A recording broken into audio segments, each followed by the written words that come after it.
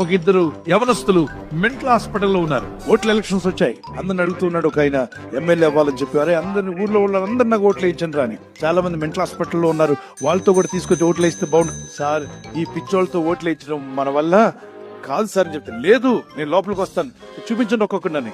ఒకరిని చూపిస్తే వాడు గోడకున్న సున్నమంతా గీరుతూ లిల్లీ లిల్లీ లిల్లీ అంటున్నాడట. ఆ సున్నా నోట్లు వేసుకుంటుంటే ఏమైపోయిందండి సార్, మెంటల్ వచ్చింది. అయినా మరి లిల్లీ అంటున్నాడు ఏంటి? లిల్లీ అనే అమ్మాయిని వీడు కాలేజీలో ఉన్నప్పుడు ప్రేమలో పడ్డాడు సార్. ఆ అమ్మాయి వీడికి దక్కక, ఆ అమ్మాయితో పెళ్లి కాలేదని వీడు పుస్తకాల పిచ్చి కాదు, చదువు పిచ్చి కాదు, డిగ్రీల పిచ్చి కాదు, లిల్లీ పిచ్చి పట్టి ఆ గోడలకున్న సున్నమంతా సగం గీరేశాడు. సరే పక్క గదిలోకి వెళ్ళి చూస్తే వాడు ఇంకొకడు ఉన్నాడు, వాడు జుట్టంతా పీగుతున్నాడు, జుట్టు పీగుతున్నాడు. అప్పటికి అరగుండు కాయింది. జుట్టు ఎందుకు పీగుతున్నాడు, ఏం చేస్తుంది? వాడు కూడా లిల్లీ అని పీగుతున్నాడు. సరే లిల్లీ అండో జుట్టు పీకోడు. ఏమిటి తల మీద ఉన్న జుట్టు పీక్కుంటూ లిల్లీ అంటున్నాడు, ఏంటి విషయం అని అడిగితే ప్రేమ ఫలించలేదని పిచ్చోడయ్యాడు కదా సార్. ఆ లిల్లీనే వీడు చేసుకున్నాడు సార్. చేసుకున్నాక వీడు పిచ్చోడయ్యాడు. వాడేమో చేసుకోక ముందు పిచ్చోడు, వీడు ఇప్పుడు ఇంతకీ లిల్లీ ఉన్న చెడ్డదా? లిల్లీ మంచిదే, కానీ వీళ్ళిద్దరు మనసులు తేడా. ప్రేమ దోమ అనుకుంటూ జీవితం నాశనం చేసుకుంటున్నారే.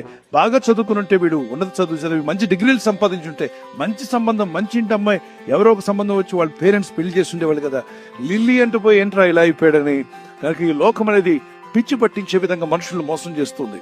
ఆ ప్రేమ పిచ్చులు ఎందుకు పడతావు? కంట్రోల్ చేసుకో, వస్తుంటాయి, వాటిని జయించడానికి ప్రయత్నించాయి. టీనేజ్ లో వచ్చేవన్నీ నిజమైనవి కావు, అవన్నీ అట్రాక్షన్స్. అందుకే తొందరపడకండి. ఏ విషయంలో తొందరపడినా మ్యారేజ్ విషయంలో తొందరపడద్దు.